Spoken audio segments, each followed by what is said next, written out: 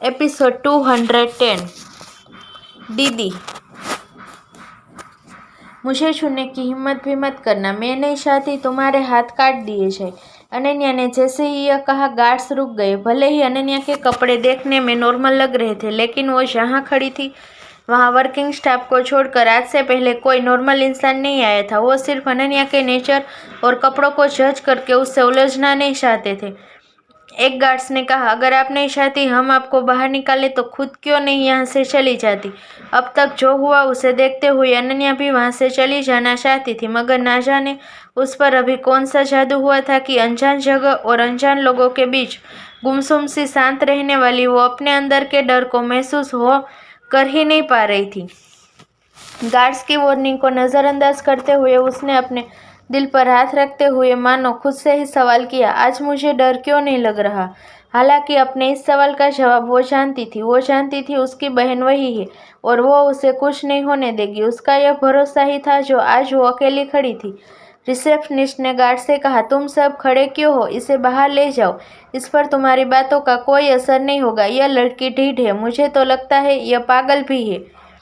Receptionist की बात सुनकर गार्ड्स अनन्या की तरफ फिर बढ़े। इससे पहले वो अनन्या को छूते, अनन्या ने अपना ब्लैक मास्टर कार्ड निकालकर काउंटर पर रख दिया और बोली, अब तो मुझे यहाँ से नहीं जाना होगा ना।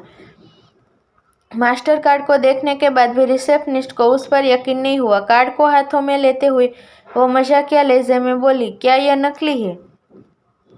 और यह कहने के साथ ही उसने क्रेडिट कार्ड मशीन पर स्वाइप किया।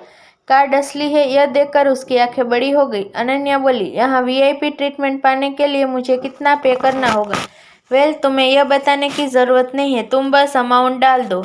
रिसेप्शनिस्ट ने अमाउंट डालकर कार्ड अनन्या की तरफ बढ़ा दिया। अनन्या ने पिन नंबर डालते ही पेमेंट सक्सेसफुली ट्रांसफ़र हो गई। गार्ड्स जो रुककर रिसेप्शनिस्ट के जवाब का इंतजार कर रहे थे, यह देखकर उन्होंने राहत की सांस ली। पेमेंट ट्रांसफ़र होने के बाद रिसेप्शनिस्ट का बिहेवियर अनन्या के लिए पूरी तरह से बदल गया। वो बस खुद को यह समझाकर शांत कर रही थी कि आज उसकी किस्मत अच्छी थी जो उसने अनन्या के साथ गलत बर्ताव नहीं किया, वरना आज यहाँ उसके काम का आखिरी दिन होता। अनन्या को रिस्पेक्टफुली सोफे पर बिठाने के बाद रिसेप्शनिस्ट ने उसे कुछ समय इंतजार करने को कहा। इसके साथ ही उसने अनन्या के लिए फ्रूट कस्टर्ड और कोल्ड ड्रिंक सर्व किया। इधर अनन्या ने अपनी जिंदगी में पहली बार बिना डरे ऐसी सिचुएशन का सामना किया था। सिचुएशन को नॉर्मल देखो, खुश होते हुए बोली, यह इतना भी मुश्किल नहीं था, अमीर होना बुरा नहीं होता। इस बीच दूसरी तरफ एंट्रेंस पर खड़ी साध्वी को जब अनन्या लंबे वक्त तक नहीं दिखी तो उसके चेहरे की रंगत ही उतर गई। उसने डरते हुए ईशान से कहा, कहीं उसे कुछ हो तो नहीं गया। इस पर ईशान बोला, उसे कुछ क्यों होगा, ज्यादा मत सोचो, वो बस आती ही होगी। लेकिन साध्वी के दिमाग में तो कुछ और ही चल रहा था। उसे डर था कहीं पहले की तरह फिर से अनन्या का किडनैप ना हो गया हो। इन सब के बीच अनन्या ने जो कार्ड यूज़ किया था वो अरशद का कार्ड था। ट्रांजैक्शन होते ही उसके फ़ोन पर बैंक से मैसेज गया। 50 लाख का ट्रांजैक्शन देख अरशद कुछ पल के लिए सोच में डूब गया। आखिर उसकी कंजूस बीवी ने इतने पैसों की शॉपिंग कैसे कर ली। इस बात को एक्सेप्ट करना उसके लिए थोड़ा मुश्किल था।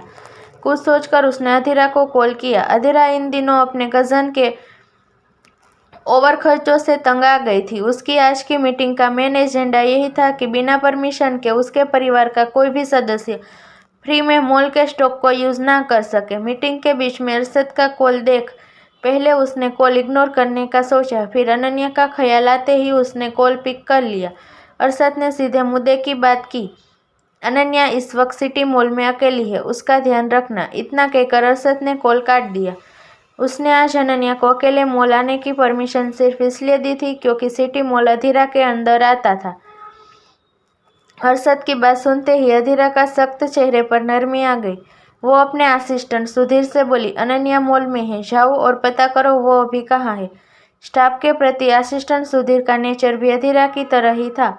कंपनी में सभी सुधीर की रिस्पेक्ट करते थे। सुधीर के लिए किसी लड़की के पीछे जाना आम बात नहीं हो सकती थी। मीटिंग रूम में सभी ने सवालिया नज़रों से सुधीर को कहते हुए सुना, शी बॉस। सुधीर के जाते ही सभी सोचने लगे, अनन्या क्या यह भी कोई बिजनेस वूमेन थी। कंपनी संभालने से पहले बाद में अधीरा अमीर बाप की उन सभी लड़कियों से दूर रही थी जो हर वक्त अपनी खानदानी का रोब झाड़ते हुए अमीर लड़कों के पीछे पड़ी रहती थी। यह एक वजह काफ़ी थी। अधीरा के दोस्त नहीं थे, लेकिन अभी उसने एक लड़की का नाम लिया था जो उसके मॉल में थी। सबकी सवालिया नज़रों को इग्नोर करते हुए अधीरा ने मीटिंग पूरी की। जल्द ही सुधीर ने वापस आकर अधीरा को बताया, मिस अनन्या प्राइवेट हॉल में आपका इंतजार कर रही है। अधीरा को यह बात कुछ समझ नहीं आई। उसने सुधीर को ऐसे देखा जैसे पूछ रही हो, क्या कोई और भी बात है? इस पर सुधीर ने एक नज़र मीटिंग रूम में मौजूद स्टाफ को देखा। उसकी तपती नजरें सब पर पड़ते ही सभी स्टाफ मीटिंग रूम से चले गए। सबके चले जाने के बाद असिस्टेंट सुधीर ने अधीरा से कहा, मिस अनन्या ने कहा वो अपनी बहन से मिलना चाहती है। उन्होंने रिसेप्शनिस्ट को आपका नाम भी बताया। असिस्टेंट ने जो कहा उसे सुनकर कुछ सेकंड के लिए अधीरा म्यूट मोड पर चली गई। यह देखकर सुधीर बोला, बॉस वो अभी भी आपका वेट कर रही है। इस पर अधीरा बोली, 2 मिनट शांत रहो, मुझे सोचने दो उसने ऐसा क्यों किया, जबकि उसे ऐसा करने के लिए अरशद ने मना किया हुआ है। इस बारे में सोचने के बाद अधीरा ने चेयर से उठते हुए कहा, मेक श्योर करो इस बारे में बजाज परिवार को कानो कान खबर नहीं लगनी चाहिए। इतना कहने के साथ ही अधीरा मीटिंग रूम से बाहर निकल गई। हॉल में कदम रखते ही उसकी नज़र सोफे पर बैठकर फ्रूट कस्टर्ड खा रही अनन्या पर गई। वहीं अनन्या ने जैसे ही अधीरा को देखा उसके चेहरे पर मुस्कान बिखर गई। उसके हाथ हिलाते हुए अधीरा को आवाज़ लगाई, दीदी। अधीरा ने इसकी उम्मीद नहीं की थी। हालांकि खुद के लिए दीदी सुनकर उसकी आंखें भर आई। वो कब से इस दिन का इंतजार कर रही थी, अपनी बहन का इंतजार कर रही थी। तभी अनन्या भागकर उसके पास आई और उसके गले लग गई। मॉल का स्टाफ अधीरा को ऐसे देख शॉक्ड था, तो वही रिसेप्शनिस्ट की जान उसके गले में आकर अटक गई।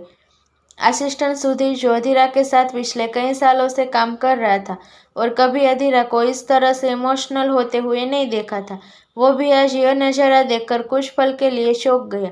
तो वहीं अधीरा के गले से गले लगे हुए अनन्या ने कहा, दीदी मैं कब से आपका इंतजार कर रही थी। एक पल के लिए मुझे लगा मैं आपसे मिल ही नहीं पाऊंगी। इतना कहकर अनन्या अधीरा से अलग होने लगी कि अधीरा ने उसे वापस से गले लगाते हुए कहा, हिलो मत, मुझे कुछ देर ऐसे ही रहने दो। हाँ मैं नहीं हिलूंगी, कहकर अनन्या ने अपनी आंखें बंद कर ली। वो इमोशनल नहीं थी, वो बिल्कुल इमोशनल नहीं थी, बल्कि उसके चेहरे पर तो सुकून भरी प्यारी सी स्माइल थी। थोड़ी देर बाद अनन्या अधीरा के साथ उसके ऑफिस में आई। एक छोटी बहन की तरह पूरे ऑफिस में चक्कर लगाते हुए उसने खुश होते हुए कहा, दीदी क्या ये आपका ऑफिस है? कितना सुंदर है, लेकिन यह तो मॉल का ऑफिस है। आप तो यहाँ रोज आती भी नहीं होगी, फिर भी यह कितना सुंदर है। अधीरा का हाथ बंद थे दरवाजे से टिक कर खड़ी अनन्या को मुस्कुराते हुए देख रही थी। तभी अनन्या अधीरा के चेहरे पर हाथ फेरते हुए बोली, दीदी क्या मैं यहाँ बैठ सकती हूँ? यह सुनते ही अब तक शांत अधीरा के एक्सप्रेशन सख्त हो गए।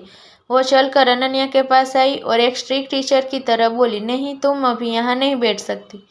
पर क्यों? अनन्या ने बेहद प्यार से पूछा। तो अधीरा ने कहा, क्योंकि यहाँ बैठने से पहले तुम्हें इसके काबिल बनना पड़ेगा, बहुत मेहनत करनी पड़ेगी। यह सुनकर अनन्या ने अपनी नाक खोली। यह देख अधीरा ने हंसते हुए कहा, पर क्योंकि तुम मेरी छोटी बहन हो इसलिए तुम यहाँ पर बैठ सकती हो। अनन्या को तो जैसे इसी का इंतजार था। वो खुश होते हुए अपना सिर हिलाए और जल्दी से अधीरा की चेयर पर बैठ गई। अधीरा ने प्यार से उसके सिर पर हाथ फेरा और फाइनली वो सवाल किया जो वो शुरू से अनन्या से पूछना चाहती थी, तुमने मुझे सबके सामने दीदी बुलाया, क्या तुम्हें पता है मैं इसके लिए तुमसे नाराज भी हो सकती हूँ? क्या जवाब देगी अनन्या अधीरा को? अनन्या के इस बदले बदले बर्ताव के पीछे उसके क्या इरादे हैं, जानने के लिए बने रहिए डेविल्स इनोसेंट लव के साथ।